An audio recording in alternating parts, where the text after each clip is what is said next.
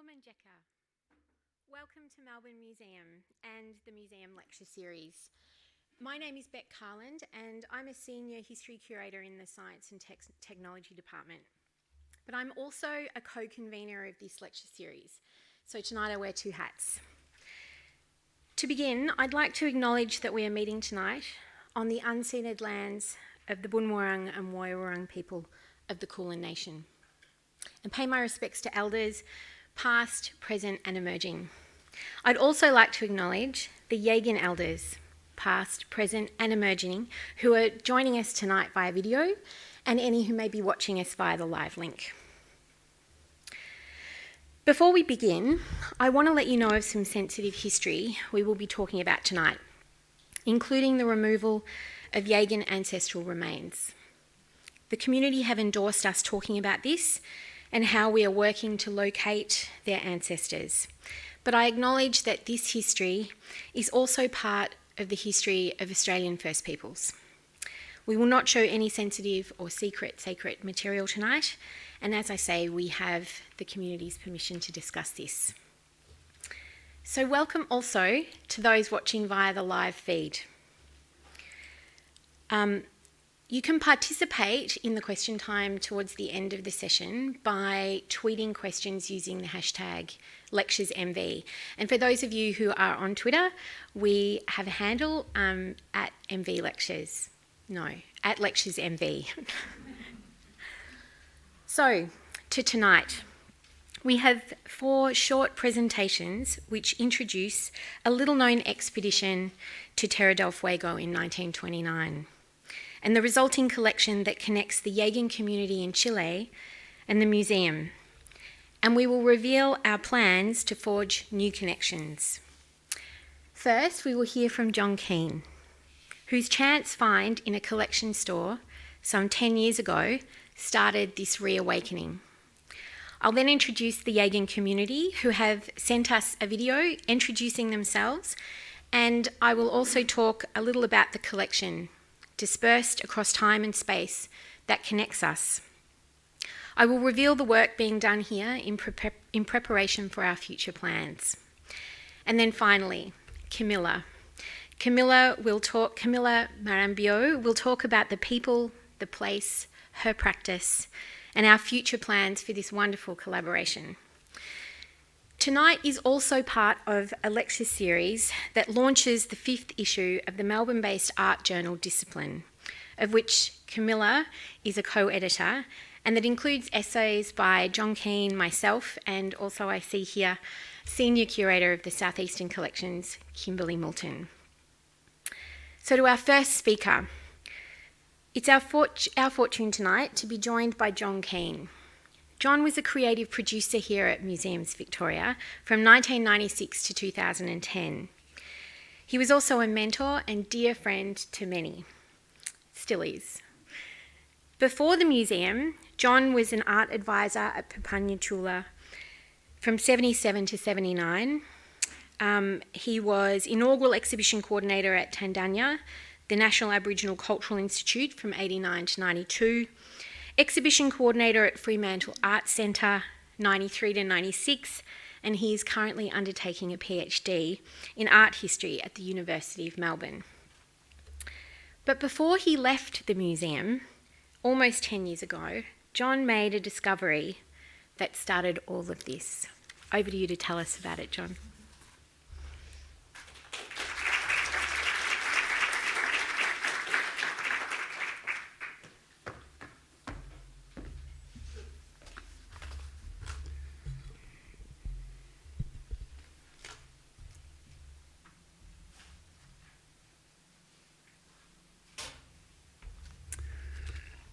Wonderful to see so many people here tonight for a really exciting evening. It's an honour and a joy to be a part of this event. A full decade has passed since my first exploratory dive into the archive of Baldwin Spencer's last journey to Tierra del Fuego. I could not, at that moment, have anticipated how the project would unfold.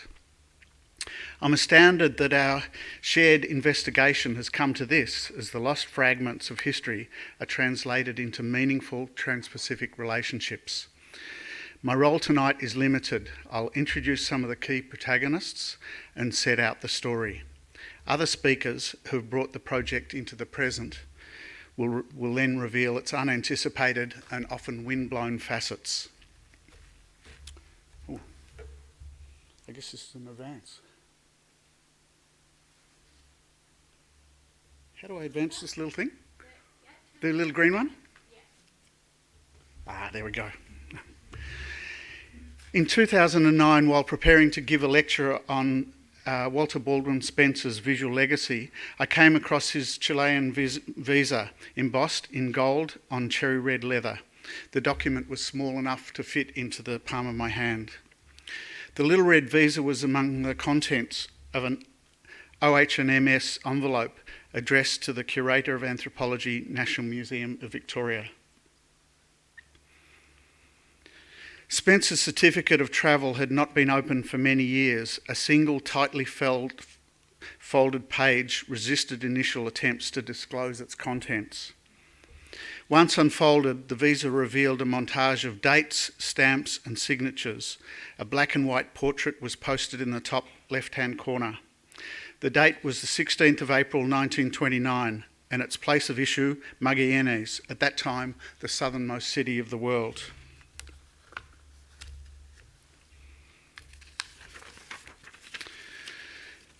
The envelope also contained an album of panoramic photographs, evidence of Spencer's final project, frozen in time.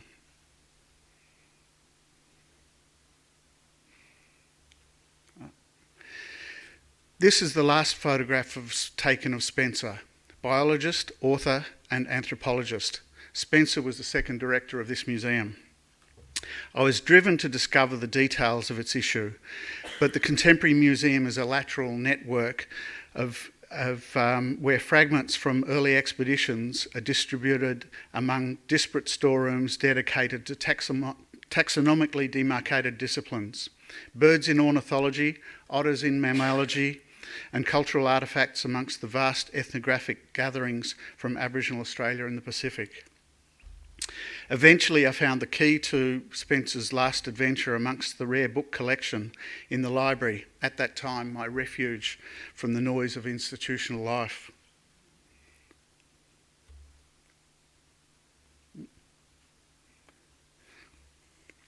Spencer's Last Journey is an elegantly bound Prussian blue volume, including journal entries that reveal a sequence of events played out in an unforgiving landscape.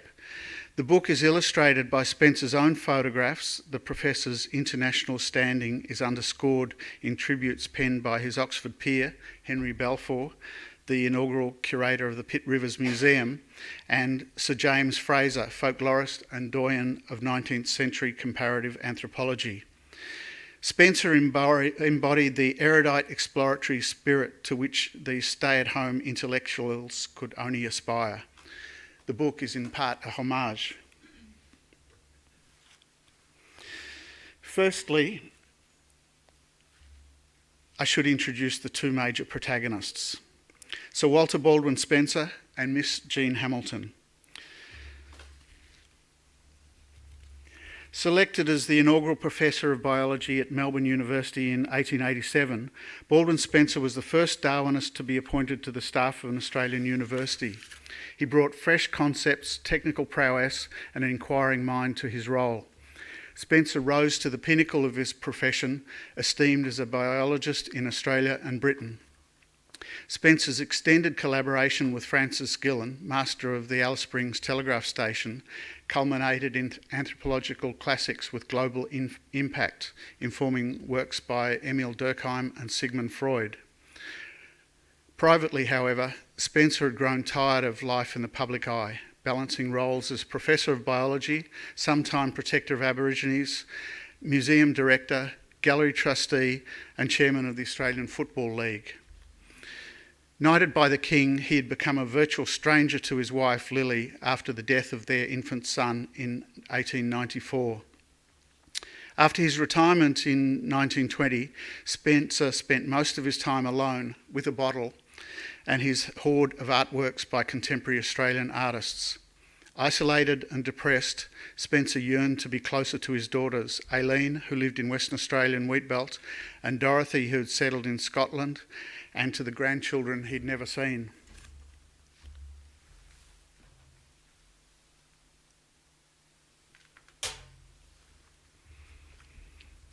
Hamilton was every inch a modern woman. Before becoming Spencer's secretary and lover, she had been an associate of the Melbourne-based feminist and suffragette Vida Goldstein. A fellow traveller, Hamilton had toured to Lenin's Russia alone.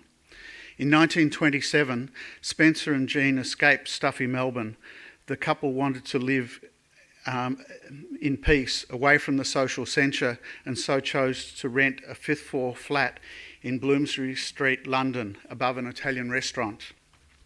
Jean and the professor enjoyed each other's company, suppressing their address and spending their days finalising the manuscripts of Wanderings in Wild Australia or visiting the great galleries in London and the continent. Spencer was reunited with his daughter and came to know his grandchildren. Dorothy, his daughter, considers this the most perfectly happy years of his life.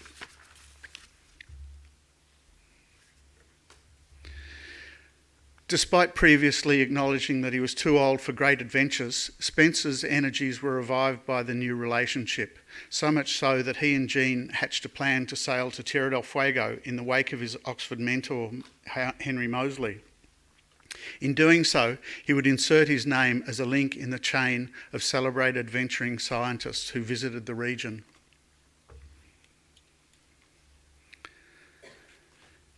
As a young man, Charles Darwin had travelled on the Beagle with 3 Fuegans who had been captured on a previous journey by Captain Robert Fitzroy. The 2 young men and a girl were civilised by a 3-year stint in England, yet their rehabilitation to Tierra del Fuego was viewed as a moral imperative in Georgian England and was one of the factors that led to Darwin's celebrated circumnavigation of the globe on board the Beagle. For scientific luminaries of British imperialism, the persistence of the Fuegans at the southern latitudes was assumed as evidence of their status as the most primitive of all races. And I should say, for those who are listening, some of these things are quotes from old texts. They're not necessarily my or my colleagues' opinions. Today, rather than being celebrated as a measure of human adaptation to the harshest environments. Spencer spent his career building on Darwin's legacy. He crossed the equator for the last time. Spencer was carrying a well-thumbed copy of Darwin's Voyage of the Beagle, a volume that would remain his touchstone for the next 3 months. As a social Darwinist, the opportunity to study the Fuegans was a holy grail that Spencer could no longer resist. When Jean and the professor arrived at Magallanes, the steep slopes of southern Andes were already topped with snow, a dramatic backdrop for their 2-week stay in the comfort of Hotel Cosmos. An old man comforted by the presence of Jean Hamilton, strong and capable, adventure loomed in the southern horizon. As the cold wind swirled around the ears, Spencer was drawn south. Despite approaching his 68th birthday, Spencer was determined to push on in the southern winter. Yet, as an inveterate pipe smoker, his chest had started to rattle, and the lonely decades spent as an alcoholic before he met Jean had sapped his strength. It was May the 7th when Spencer and Hamilton boarded a 40-tonne cutter, Fortunata Viega, and the ship entered Beagle Channel. Spencer passed into a mythic icy tunnel from which there would be no escape. To the south was Navarino Island. To the north, the Darwin Range rose to a height of 6,000 feet. Awed by the spectacle, Spencer committed his impression to paper, writing, "A succession of great glaciers came down from sea level to the enormous snow and ice field." Armed with a panoramic camera and a pencil, Spencer's observations were those of an academically trained adventurer, enchanted by the strangeness of the world that opened before him. He wrote, "Colour of glaciers, very wonderful, whitish and azure, cerulean blue, often suffused with a delicate pink and slashed with a deep, rich ultramarine. The ice face, from top to bottom, absolutely pure and clean, without a trace of dirt."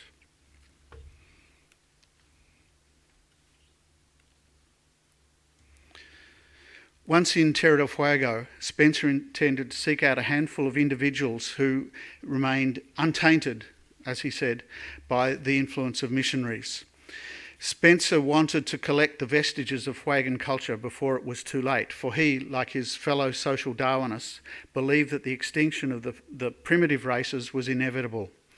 Once in Navarino, just 40 miles from Cape Horn, Jean and the professor were hosted by Tuneka Williams. It was from this remote sheep station that they hoped to encounter the Yaghan, one of the 4 indigenous tribes of Tierra del Fuego. Apologies to people in Tierra del Fuego for our pronunciation. It might vary a bit between speakers.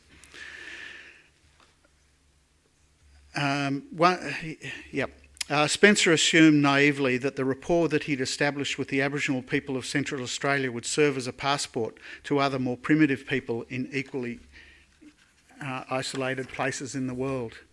But he found that the Yaghan were to be independent souls who sought to survive the changing social and economic conditions, selling otter and seal skins while living in a more or less traditional manner. The professor was disappointed and affronted with the disinterested reception he received. Spencer hastily interrogated one of the senior Yaghan men, George, who he recorded as being thick and difficult to get along with, and keen on getting as much as he could for nothing. Suppressing his frustration, Spencer spent hours on a wooden box listening to George and his peer, Domingo, compiling a list of Yaghan kinship terms and nouns for common objects. Despite Spencer's urgings, neither of his informants would reveal anything of their beliefs or ceremonial practices. Uncharacteristically, Spencer issued grog to loosen the lips of his taciturn informants.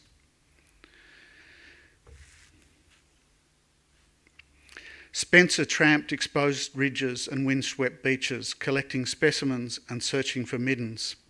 In Melbourne, Spencer had been the inspiration for the Stone Circle, a group of amateur archaeologists who collected scattered artefacts and plundered Aboriginal graves. Now, in the southern tip of the Americas, and in the name of science, it was Spencer himself who turned to plunder among the coves of the Murray Channel near Ushuaia. Spencer dug into the dark soil, recovering whale bones, arrowheads and old harpoons. His most coveted prize was discovered when he unearthed the graves of the Fuegans, who, like some Australian tribes, buried their dead into the middens at familiar camping sites. And this is one of those sites. On June the 1st, Spencer recorded that he had spent the afternoon at the midden with Claude and little Kwan along shore. He got an excellent skull of a young Yaghan man from the mound. That evening, Spencer spent cleaning human bones. Under the flickering lamplight and in the manner of a physical anthropologist with whom he consorted, Spencer looked through the flesh of the living to see the unique form of Death's Head concealed below. Chillingly, Spencer reports that when Claude cut Kwan's hair, the close-clipped skull looks very much like the skull of the immature man from the midden.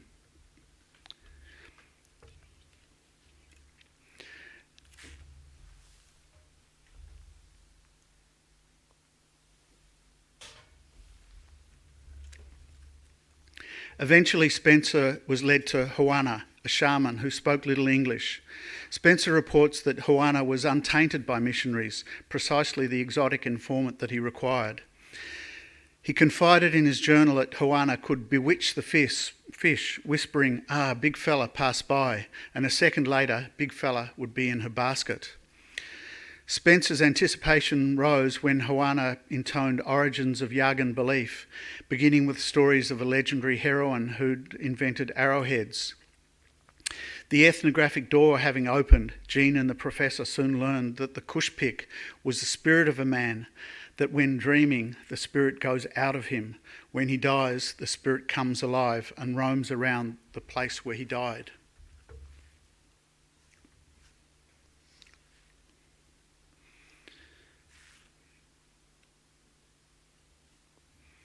On Sunday, the 30th of June, Hamilton wrote dismissively in her journal, emphasising that Juana was the only one of any use scientifically. She noted that she was short and tremendously billowy. Her face was broad with a wide, flat nose, her eyes small and wide apart. She had huge lips and a huge brownish-yellow horse-like teeth. Her face was quite free of any sinister expression. These days spent under the spell of Juana at Hostel Island were to be his last. It was quite literally the quiet before the storm. On July the 1st, Jean writes, "Dull, cold day. The professor, as usual, was up early putting breadcrumbs on the ledges for the dush-ush birds. Their gay plumage looks very beautiful against the snow. We're eager to get away whilst the weather is calm. Jean and the professor plan to take Juana back to an adjacent island at Rio Douglas, where they intended to use Juana as a go-between to communicate with Domingo's old discarded wife, who spoke only Yaghan and who was known as a witch of the tribe." Jean's words. Unsurprisingly, Spencer's anticipation was short-lived, and their research, which was being conducted at the depth of winter at 55 degrees south, the weather closed in. Jean and the professor were trapped in a tiny cabin. Juana became their cook and their provider. By the 4th of July, Jean reports, "Outside the cove is blowing a gale. The weather is too bad in the Narrows for us to leave. Provisions were getting low. So the old woman, Juana, made us a large quantity of dough cakes, a mixture of flour and water kneaded and cooked in boiling fat." The professor had, and this is Jean's words, "The professor had to be restrained. He liked them so much. His enthusiasm that of a schoolboy. It was only very reluctantly that he agreed that perhaps they might lie heavily on one's chest."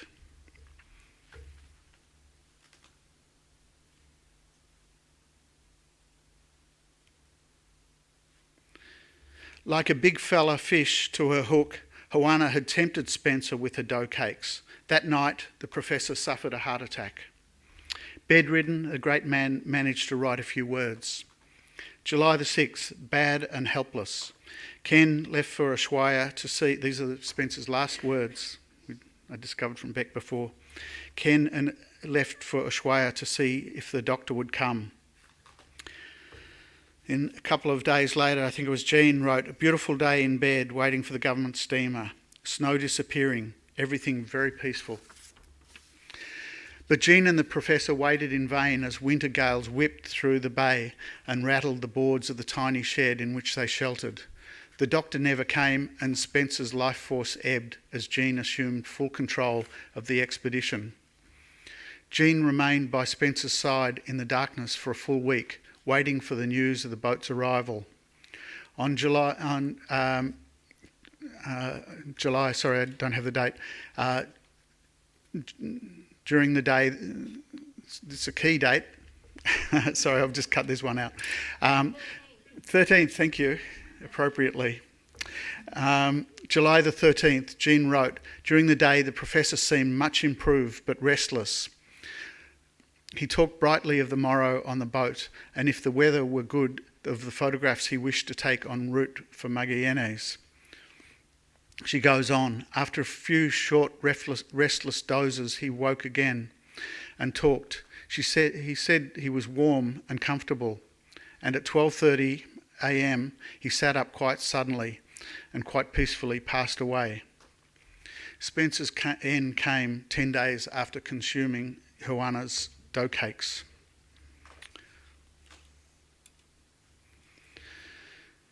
The Rinaldo anchored at daybreak, and Jean records that after some rather desperate thinking, she decided to take the professor's body back to Magallanes for medical inspection.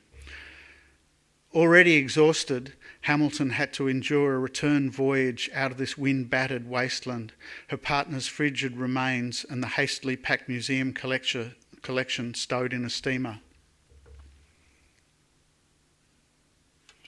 See that blue line as their journey.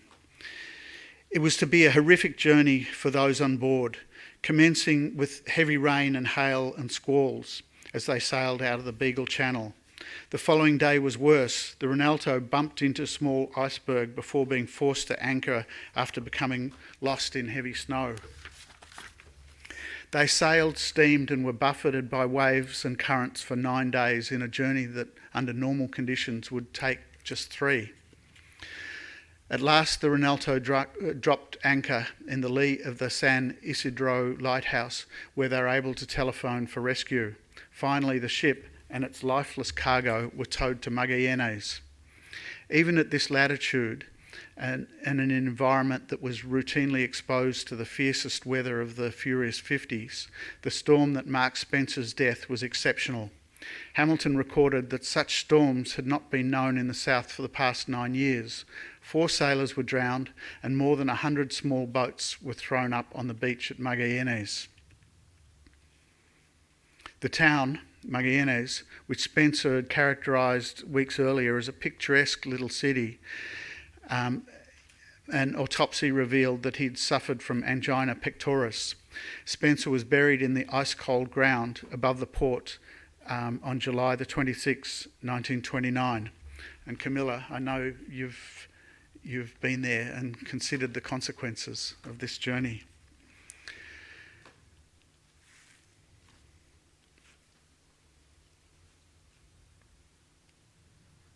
Oh, sorry, I've missed a couple of slides, but we'll go to this one.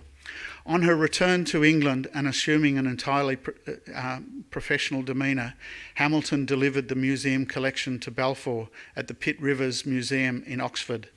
Jean then sailed with the professor's effects to Australia, delivering them to his disapproving widow at the National Museum on Spencer Street, in what must have been an excruciating encounter for both women. After discharging her obligations as Spencer's last collaborator, Hamilton spent the rest of her life in France and London, going largely unnoticed, except surprising bus commuters with Peter, a rhesus monkey, perched on her lap. Thanks very much, and thanks for those people who've got me the images and shown me collections and got the text right. Thank you.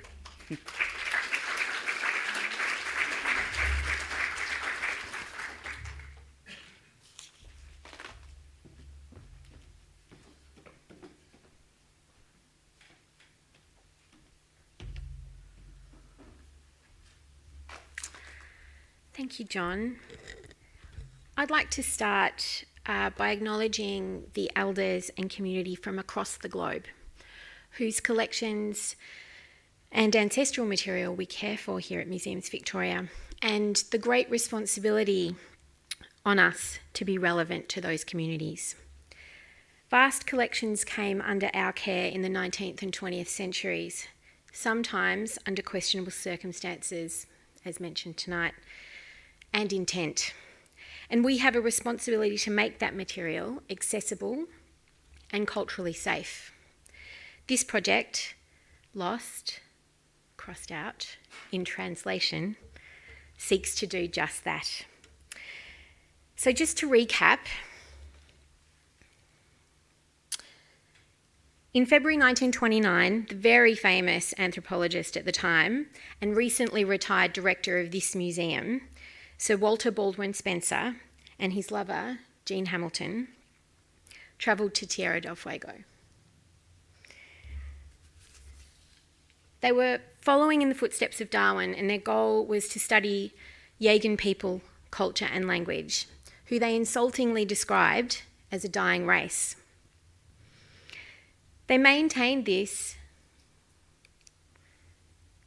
even as they worked, lived and travelled with a number of families across various waterways and islands. Ironically, as John has pointed out, 5 months into his work, it was Spencer who died of heart failure. Lost and alone, it was up to Hamilton to bury Spencer and bring the fruit of their ill-fated expedition back to Melbourne. The description of her return, as John hinted at, is tumultuous. The material she transported back here and to Oxford included photographs, baskets, tools, and a large model canoe and detailed notes on Yaghan kinship and language. Literally hundreds of items. The majority of the material was acquired into Museums Victoria's collection here, where it has remained barely touched for 90 years. After Hamilton's return, English anthropologists in Oxford published an account of the expedition, as mentioned by John, and a biography of Spencer. They relied heavily on Hamilton's account and Spencer's diaries. In fact, Hamilton worked full-time on the publication, but she was not named as an author. Rather, she was politely thanked for her time in the introduction. The misogyny on display was only surpassed by the total othering of the Yaghan people. Misogyny, like racism, is so embedded in historic museum culture and practice that one feels an unbearable burden in the dismantling of it. The work is never done, the residue is everywhere. But projects such as this one, the future, move us past these white male explorer narratives, breaking old tropes and signalling a new relevance, guided by the source community. This project seeks to mend the errors and omissions of the past. Working directly with Yaghan elders, we seek to awaken the collection here and to be of relevance to this geographically and politically isolated community. The challenges are political, institutional, and environmental. It's a crash course in decolonisation and a remarkable mirror in which to view our privilege. So who is the community? Well, they've sent us a video for tonight, and obviously they could not be here in person, not just yet anyway. You're about to hear from the president of the Yaghan community, David Alday Chugay, and Veronica Belfort Clemente. And they are joined by other members of the Yaghan community, including some delightful children. Can we play the film, please? Translations, thanks to Camilla.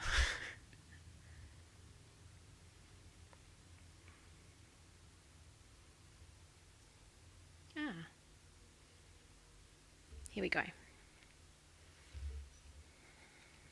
Apasamuraku, Apasakunta Samuta. Somos representantes de la comunidad indígena Yaghan de Bahía Mejillones, acá en el extremo sur de Chile. Habitamos más de 6.000 años en el territorio ancestral del pueblo Yaghan, en el Yaghan Uzi. Bueno, como comunidad indígena y pueblo originario, estamos hoy en día en una lucha contra la industria que quiere entrar a nuestro territorio sin consulta, sin tomar el parecer de la comunidad. Es por ello que como pueblo y representantes nos hemos reunido para pelear y ser tomados en cuenta por la autoridad y el pueblo de Chile. También se ha trabajado en la recuperación de algunos elementos de nuestro pueblo, como colecciones de Martín Gusinde y otros personajes que han pasado por nuestra tierra y han sacado de nuestro pueblo algunos elementos. Por eso igual nos interesa el trabajo con el Museo de Australia, para poder seguir en la tarea de la recuperación de artefactos, elementos de nuestro pueblo. A partir del 2011 llegaron a nuestras manos fotografías que fueron tomadas por Martín Gusinde entre los años 1918 a 1924. A través de esas fotografías hemos reconocido a nuestros ancestros con sus nombres originales y Hemos armado nuestro árbol genealógico. También hemos visitado otros museos de Chile, dentro de ellos el Museo de Historia Natural, donde también hay elementos que fueron llevados por Martín Gusinde en esa época y que hace poco fueron restituidos al Museo Martín Gusinde de acá de Puerto William. Y estamos en ese proceso de recuperación y por la revitalización de nuestra cultura. Bien, agradecer entonces al Museo de Historia por la iniciativa, que se siga realizando este tipo de actividades para poder conocer igual más de nuestra cultura y recuperar todas estas piezas que son importantes para nuestro pueblo. Ya, bueno, que ojalá esto sea el comienzo de la recuperación de nuestros elementos para nuestro pueblo y también pensando en las nuevas generaciones de Yaghanes. A la Yaghan. Hola, Beautiful.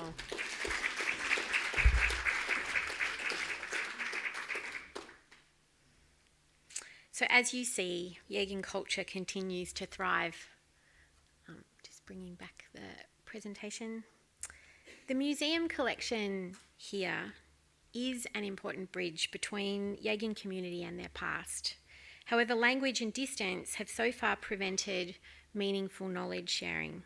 And so the team here has spent, I've written here the last 12 months, but actually this started for Camilla and I quite a long time ago. We had a false start. There was some changes at the museum and we've been full steam ahead now for 12 months. The team here consists of myself and Chilean curator and artist, an extraordinary human, Camilla Marambio, who has recently been appointed by the board as an honorary associate. We've also had the benefit of two wonderful interns. They're over here in the second row at the front. A Chilean master's student, Paulina Noches, and a recent anthropology graduate, Ollie McIntyre. But this, shouts all round, but this project has benefited from many hands at the museum. In particular, the efforts of Mary Morris, collection manager, I see Mary here as well in the third row, of ethnohistory, and Nancy Lattice, acting head of collections in First Peoples, alongside advice and stewardship from senior curator of Southeast Collections, Kimberly Moulton. The team thanks all of you. We have been blown away by the amount of work that has gone into this. So what have we done? Well, we started in with the Rare Book team, who worked with the Atlas of Living Australia to digitise the original book, Spencer's Last Journey, and the Bioheritage Library has now hosted it online, which means it's fully word searchable, which in turn is assisting our research in documenting the collection properly. It's not an easy read by any means, and as a former fan of Spencer's feminist credentials, it has been eye-opening for me to be exposed to the easy racism of his jottings, published, unedited and unabridged. But if you can, do read it. It's good to face our past. We are partnering with the National Library of Chile to publish a Spanish edition of the original book, with a new introduction by our team and a decolonising chapter from the community. Eventually, this will unlock the expedition and the collection for South American audiences and also raise the profile of First Peoples communities. But in the meantime, until we have that Spanish edition, collection managers, conservators and photographers are assisting the community to overcome the tyranny of distance by extracting, assessing and digitising the collection. Working with the community, we are researching and naming everyone in the expedition. I know that seems obvious, but that is not past practice, always. We're identifying unrecorded makers of baskets, necklaces and other objects. This cross-cultural knowledge exchange also embeds living Yaghan language into the collection.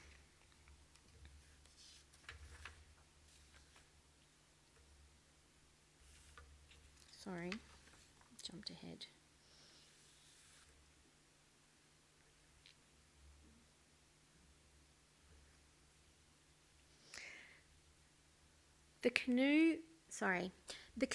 So there are approximately 300 plus objects in the collection, and the canoe model, along with baskets and photographs, the community have let us know that they are the most important items to them. So we've focused on those. They are a tangible connection to their past, not so distant and yet so changed. Other work has been done to access the material that was retained at Pitt Rivers Museum in Oxford, following the English scholars' work publishing the account of the expedition. I spent over a week there photographing and documenting the collection, identifying, supporting documentation, which also assisted in understanding the collection here and interpreting it. We have also thought a lot about the two Yaghan ancestors taken by Spencer from Navarino Island.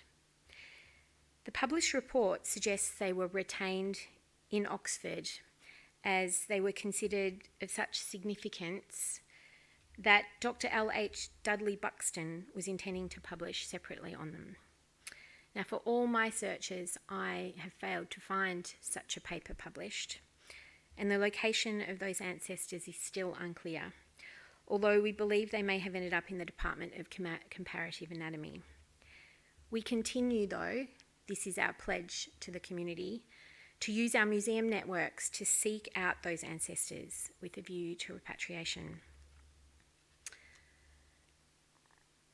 All this work has led to all the Yaghan material as of today being digitised. And I can finally announce that this afternoon, thanks to the work of many, the first batch of objects were published on Collections Online. This is the homepage for Collections Online. Yay, and thank you. They were published online in Spanish. And there's also English for those of you who'd like to interrogate them, but they've been placed online for the community. They also have been enhanced with people and place identified makers where we could work that out, and in many cases embedded Yaghan language. The community will be able to access the information easily and can feedback updates to us via WhatsApp as soon as, whenever they want, and they will be refreshed every night. Weather permitting. Yeah, as long as the wind's not blowing too heavy, we'd lose the internet on Navarino and it is the windiest place on earth. So this is some more of the material. After the lecture, both our interns, Paulie and Ollie, will be down the front with iPads, and they would love to share with you their work to show you the collection online. So do come down after and have a look. So to quote, so eventually there will be the whole 300 objects online, but at the moment this is the first batch. And to quote Mike Jones, when it comes to museum documentation, this is the real work of decolonisation in collections. Not to detach and rarefy, but to embed and reconnect. Not to dismantle the history of empire, but to dismantle its privileged perspective. Not to but to recontextualise. Otherwise, the information we provide access to, physically and digitally, will continue to reveal only a partial, one-dimensional view of complex, entangled, multi-dimensional stories. Museum Victoria can't claim to have the most detailed or extensive collection of Yaghan material in the world. And that is really not the point. The point is we are willing to provide access to the community, respect their expertise and knowledge, and create a safe space where the collection and the museum become relevant within their living culture. And I cannot wait to host them here in person and physically reconnect them to the collection. Thank you.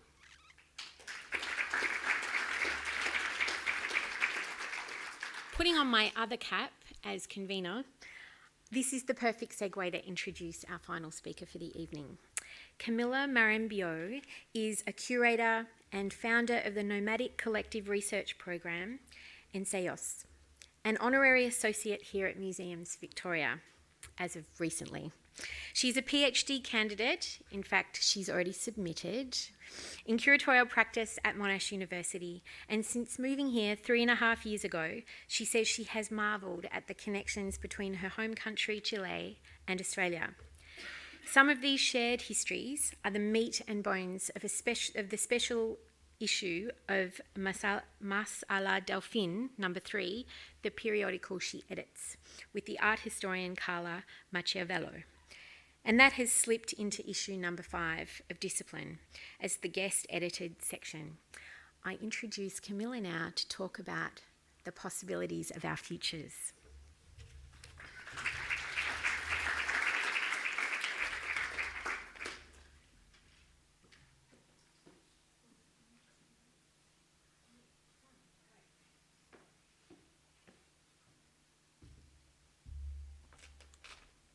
Hi.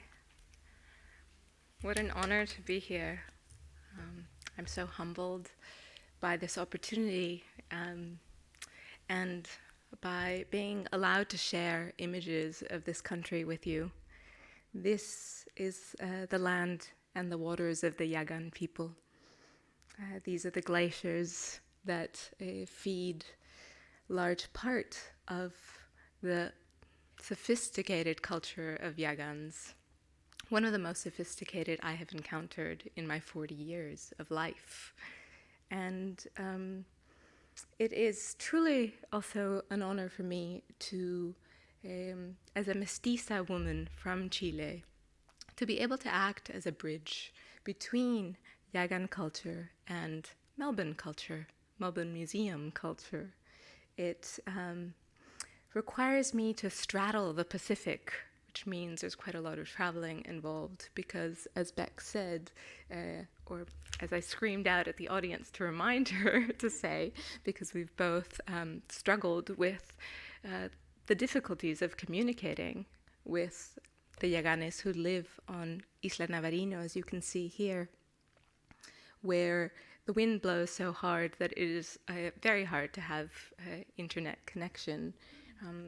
Yet they are thrilled that they will get to look at these objects online and that they are being recognized, acknowledged, and allowed to comment on these objects and the way that they can have these objects described to the world.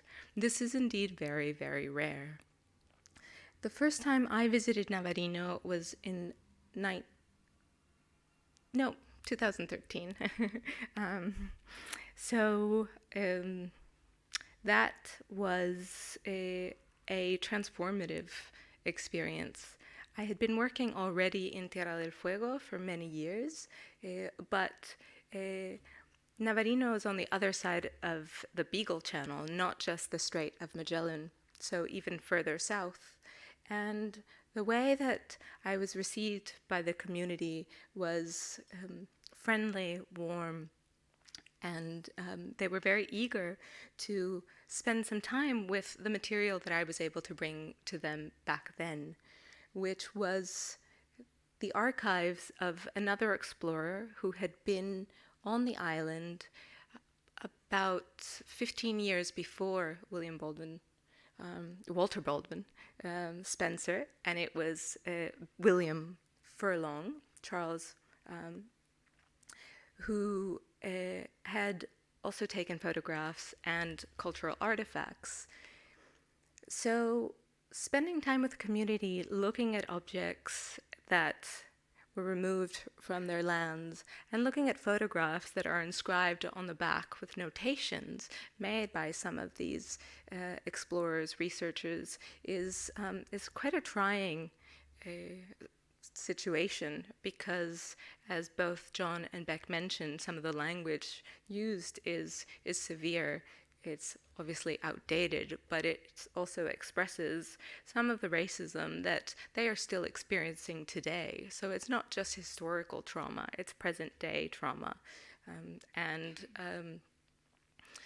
There's a lot of emotional labor involved for the community. They are very astounded at the way that thus far the Melbourne Museum has been treating them. They're impressed because it is coming not just through a number of individuals, but seems to be really coming from an institution that's trying to shed skin and that is trying to find best practices for the kind of work that all of these First Nations peoples around the world really require museums to do. We are getting a little glimpse into the life of Martín González Calderón. Martín is a canoe maker. It is he who is thrilled to have seen images of the canoe that is at the Moorland warehouse where the collection of the Yaghan culture resides. He was very careful to look at how it was knotted and all of the details and specificities of that canoe that was made by one of his ancestors, looking to see how the technique might have developed, where the reeds and tree that was used for it might have been taken from. His cultural knowledge is so precise that he knows exactly what bay that would have been made on. And as you can see, Martín is somebody who often roams this territory, who knows how to observe trees, who knows how to recognize all of the calls of the birds around him, and who is incredibly willing and wanting to have a conversation with people from across the globe around his culture. They have allowed me to today, in part, speak on their behalf. And this has been a growing conversation, both between Martín, Abuela Cristina, and some of the kids, and of course David and Veronica, who you saw in the video. And the trust and friendship and knowledge that has been growing between the community, myself, and now the community here is leading us into the future.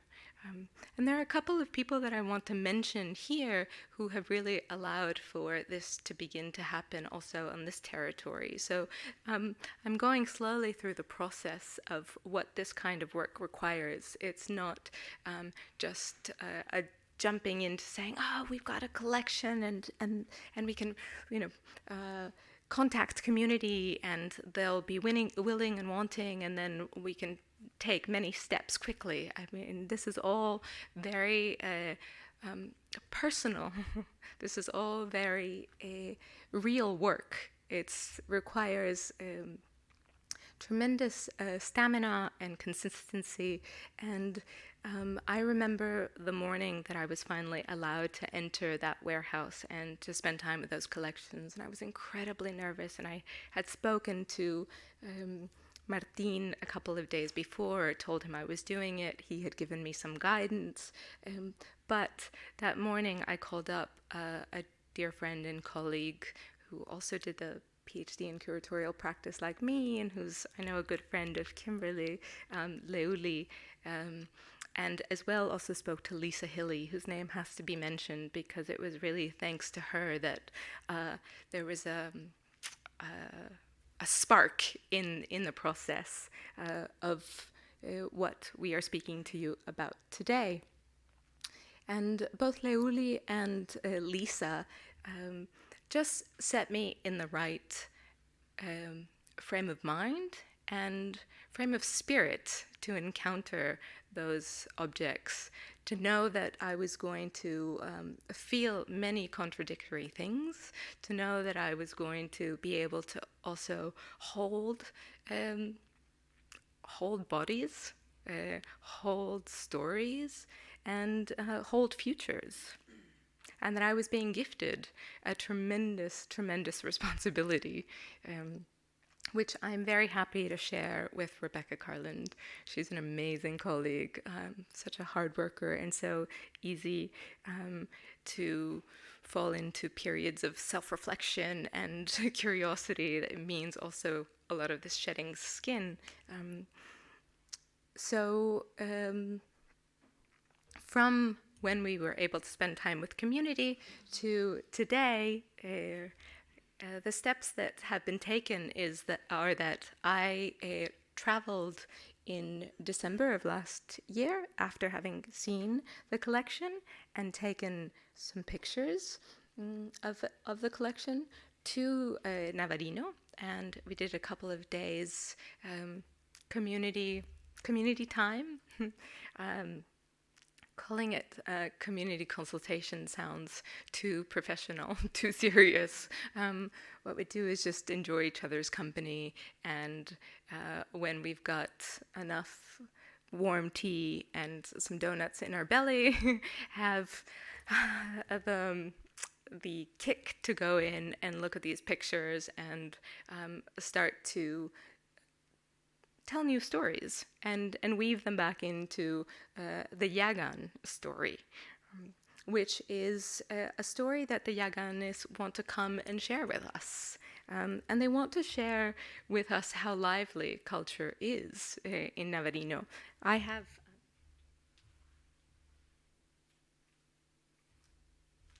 with me a basket. Maybe you thought it was one of the baskets in the collection. It's not that easy to pull out something from the collection and hold it like this, maybe lick it. No. This was made by a young weaver. She doesn't appear in the video. She was out of town when they were filming it a couple days ago for us. But this is a contemporary Yaghan basket. And this weaver and a couple of other weavers of different Fuegian cultures would like to come to Melbourne, and the Chilean government has decided to support them in coming here to meet weavers both from in and around Melbourne, but also maybe other craftsmen and women from Tasmania and further north in Queensland, if we get lucky. Because if later you come up and look at this basket, you, especially those of you in the museum who have been working with these sorts of objects, will recognize the similarities. And those similarities are the ones that excite all of us across the board, because that means that we've got things in common. And having things in common are usually what strengthen community, even across the Pacific, even over languages that are difficult to translate, languages that have in part been lost and need to be re-inscribed, like Beck said, by being included to the descriptions of the objects, keeping it alive and making sure that young people in community get a chance to participate in craft making again. So come October of next year, we will hopefully host a number of weaving circles here, and we will be able to give you further updates as to what Lost, Strike It Out in translation, is or has been able to do. And I'll leave it there because I think it would be nice if we open it up for questions.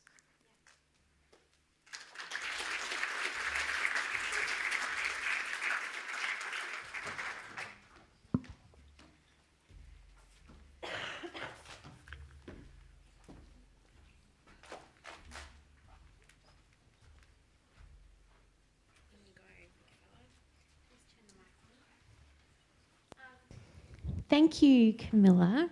Oh, that's loud. So I'd like to open it up for questions. Ollie and Paulie have microphones, so do just raise your hand if you have any questions.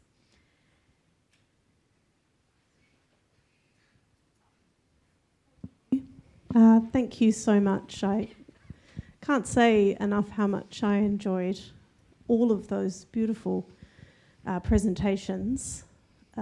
Very thoughtful and also very hopeful. Hopeful, important because while you made it very clear this notion of extinction as promoted by Spencer, a little bit of Googling finds that Cristina Calderon is still described as the last speaker and sometimes disturbingly even as the last full blood. And I see that you're shaking your head. Of course, that's not something this project agrees with. It actually counters it actively. But is that actively dealt with in your collections online as a project? How do you deal with that disturbing vestige? I've been thinking about that a lot, especially now that we've just published the first batch on collections online. I've been crafting, we call them in-house object summaries, but they're really a brief passage that gives a context to an object, the who, what, when, where of an object. And I've had to think really hard about how I craft those in this instance. And I'm trying to make reference to all concerns like that as I'm crafting them. But I think the real work happens when the community sees them and we start to talk about it. I have some ideas, but I'd prefer to be guided by the community.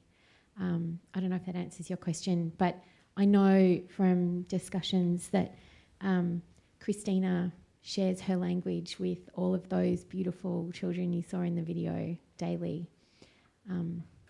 Culture is strong. Thank you again. That was very interesting, fascinating to hear about, and the footage was wonderful. That I know nothing about this area of the world. That film was actually made by another partner in this project, Alberto Serrano, who is the director of the museum on Navarino, and he works very closely with the community. It's a beautiful film. It's online, you can find it, and there's an English version. We posted on all our social media a few weeks ago, so do seek it out. It's a beautiful film. Thank you. Can you talk a little bit about the division between what went to the Pitt River Museum and what came to Melbourne, and also maybe a bit more about what is held here at the museum? You've shown the beautiful baskets and arrows and so on, but were plant specimens and animal specimens and so on also part of that division? That was the first thing Camilla asked about, botanic specimens. We actually don't have any botanic specimens, but Pitt Rivers has a couple. When I got to Pitt Rivers, I was in a very different place. I was there researching a number of years ago Jean Hamilton.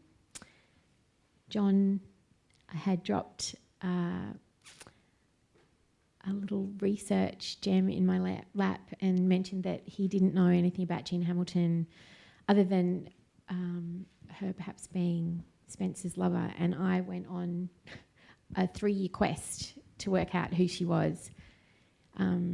She disappointed me badly, and I have broken up with her.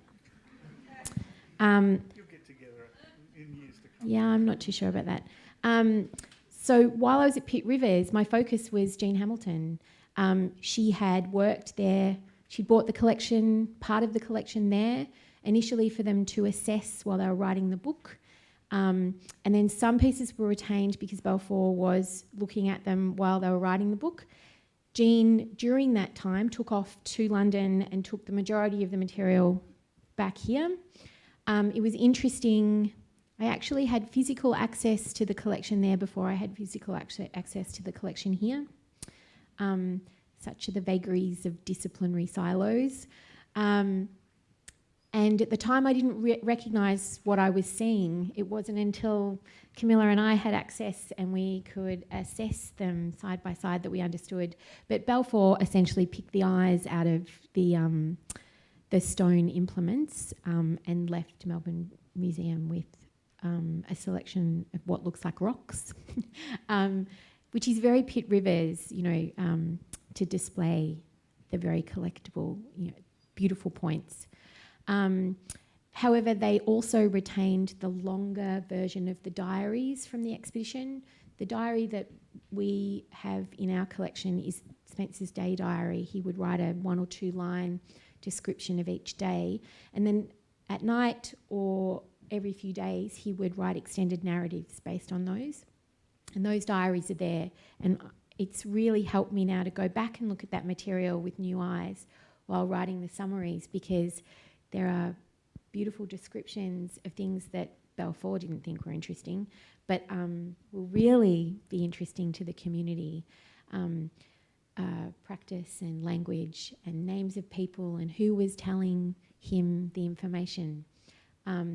Here, though, the 300 objects, the majority of the objects come from the Yaghan community on Navarino and on Host Island, and it's a mixture of implements, baskets, the model canoe, obviously, and a lot of photographs. And I have to say, they're terrible photographs. They're terrible. He was well known. There are people in the room who I know have written massive tomes on Spencer as a photographer. I saw Philip Batty here somewhere. Hey, Phil. He can attest to this. Spencer was a beautiful photographer, but his photographs on this trip were terrible, and the community, didn't they, Camilla? What did they say to you? Yeah. Is this on? Yeah. Can you hear me? Oh, no. Let me turn it on. So I was lucky enough to be able to bring not only the photographs of the collection here, but also some of the photographs from Pitt Rivers that Beck had taken, including scans of the longer version of the notebook. So it was interesting that as we sifted through the material over days with the community, that it did seem like the prize picks had stayed at Pitt Rivers. Community could attest to that. They'd say, "Oh, and this can we look at this when we come to Melbourne?" And well, I think that's at Pitt Rivers. We might have to do a little bit of legwork to get that over to Melbourne for when you come, or maybe that is a first step. I think it illustrates, though, that he was sick from the beginning of the expedition, from the first days, probably from before they left. Yeah. Not his finest work. And with regards to photographs, some of the researchers and explorers who had been in Tierra del Fuego and were younger than Spencer at the time when they were there have taken such extraordinary photos, like Martin Gusinde, who's referred to in the video that the community sent us, that they have, community has incredibly keen aesthetic eyes regards to who's taken the better pictures of their ancestors, and quickly picked up that these were blurry and not as astoundingly defined as some of the others that they had seen, but are still very interested because mostly there are annotations on the backs of photos, or then photos are referred to in the diaries, and this cross-referencing is really helpful with regards to being able to piece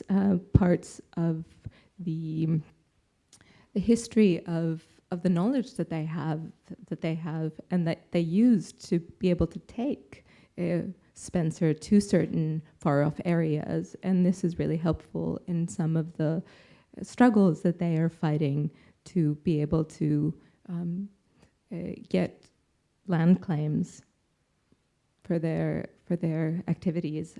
I'd just like to refer to the extinction question one moment before we take another question, and it's bringing us back to discipline. So this is the issue that Beck referred to. And in this issue, there is an article by a Cheltenham woman, and the Cheltenham are the neighbors to the Yaghans. And many Selknam and Yaghans have married, and so there are mestizo children. And Gemani Molina, a poet and writer whose essay we have published in this issue, titled Resisting Genocide, says the following around extinction. She says, playing at being alive is a new concept that has been going around in my head, amidst absurd thoughts and various feelings for some time now. In reality, the game consists of trying to remain alive amongst the many exterminators. We've been playing at being alive for 130 years. Amid the camouflage of colonization, Chilenization, homogenization, and other shuns of diverse kinds, staying alive has its price, and pretending not to exist was one of them. Our history has been told many times by countless historians, anthropologists, and researchers, and they have always coincided on one word: extinction. Curiously, the official version is available to everyone who wishes to read it. The point is that it's only read from the influence installed by the purist anthropology perspective of the 1900s to the 1960s. And then she goes on to speak about those anthropologists. So I read this to just also point to this great turn in what's going to happen with the online collection, where Yaghan community is going to be able to write about their own cultural objects. So hopefully this constant drive of looking them up online and finding extinction, the last Yaghan, will be counterbalanced by the moves that we can all do in our fields. So that is no longer the case. Rewriting histories, that's what we're doing. Are there any other questions? Kate. My question, I was just curious to know whether any of the photographs actually gave people a very personal story in terms of filling in gaps in their family tree, whether it was that sort of information or whether it was just more a broader understanding. Yeah. The photographs, the Spencer photographs, so I was able to take photographs of the photographs to them. So we're looking at the object removed, and the hope is to be able to do that work. But to do that work is not just instantaneous. You look at the photograph and you say, oh, that's my granny, or that's my uncle or my auntie. It requires looking at the notebooks, spending time with family tree, because like I said, there have been so many waves of this kind of tearing apart of community from their ancestry, from their objects, that it is a very time-consuming task. And they've been doing that work with the photographs of Martin Gusinde, as Veronica mentioned, and it's been very fruitful. They have been able to take all of Gusinde's photos and really patch large gaps in their family tree. So they are looking forward to doing it with Spencer's photographs as well.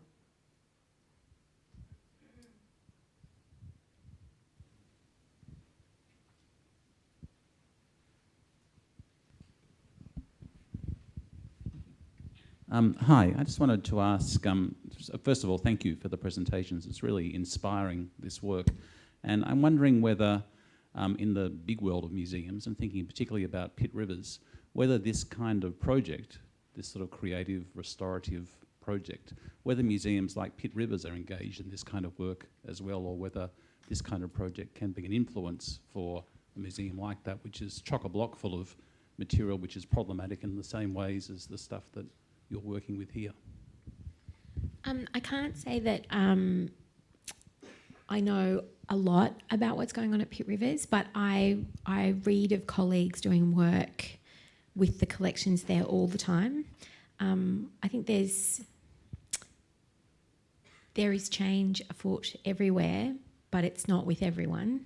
When I was at Pitt Rivers, they were they were applying a number of filters, if you will, to their interpretation strategy. They were in the middle of a querying the collection period, and they had invited in guest curators who were reinterpreting the collection based on their experiences. And I've read of many other projects like that. Have you got any particular? My sense is that Aboriginal communities have been doing much of the work for the world, and a real tremendous shout out to them. I brought this up here because I wanted to mention Julie Goff, a Tasmanian artist and curator, and this book is The Importance of Being Anachronistic, Contemporary Aboriginal Art and Museum Reparations. One of the reasons I came to Australia to do my PhD was because I had heard of the work that Aboriginal artists, communities, curators were doing. So I really do think that Australia should be very proud of what Aboriginal people have been doing for museums around the world. We've probably got time for one more. Over here. Thank you very much. Just on that note, I do know that Pit Rivers have a Kwakiutl totem pole that I don't know heaps about what the Pit Rivers are doing, but they have they were able to fly a number of Kwakiutl elders and craftspeople over a number of years ago to visit and give a ceremony for that totem pole. I think you saw it in the yeah, it's enormous. You know, it's like 3 stories tall, and they were able to sort of have a ceremony and develop an ongoing relationship with that community. I don't know if that's exemplary or if they do happen to have a lot of relationships like that, but I do know that they are making efforts along that line. I want to say thank you very much for your talk. It was absolutely thrilling to see that you're doing this work. I was wondering if you could speak a little bit more about how you actually initiated contact with the community over there.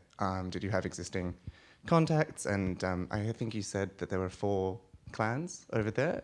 Was it difficult at all to to identify who were the appropriate people to speak to, and are there sort of conflicting narratives coming out from Navarino about that? So I mentioned that I have been working as a curator in the area for now many years, 12 years, and mostly working on Selknam country. So that's another island, then Navarino Island, where most of the Yaghan community lives today. And it was my time there that eventually led me to Navarino. And on Navarino, I began by getting in touch with the Martín Gusinde Museum and the director, Alberto Serrano, who, like Beck said, is one of our collaborators. And I knew that he was somebody that the community trusted. That was apparent to me in some of the writing that had come about around how the Martín Gusinde collections had been repatriated, and that the community had really welcomed that there would be a museum that would take the objects in, because they didn't have the infrastructure. They knew that it would create problems within the community if somebody was given access, or more access than others, given that they didn't feel the need to house all of those objects themselves, but they were happy to have them back on the island, and then that they could use them as research material, and that they could honor their ancestors who had made them. And so I first contacted the museum director, and he was the one that had me meet Abuela Cristina. And over the years, it has been an evolving friendship, truly. And I can say that I have learnt more there than I've learnt any place else. And that is because things operate in other time frames, other dimensions. Much is not said, and a lot of intuition has to surface for the work to happen. And so it's a really, like I think began by saying, a really humbling place to be as a curator, because it's not about efficiency, it's really about service. On that note, I think we'll wrap it up for tonight. Can you please join me in thanking our guests for tonight?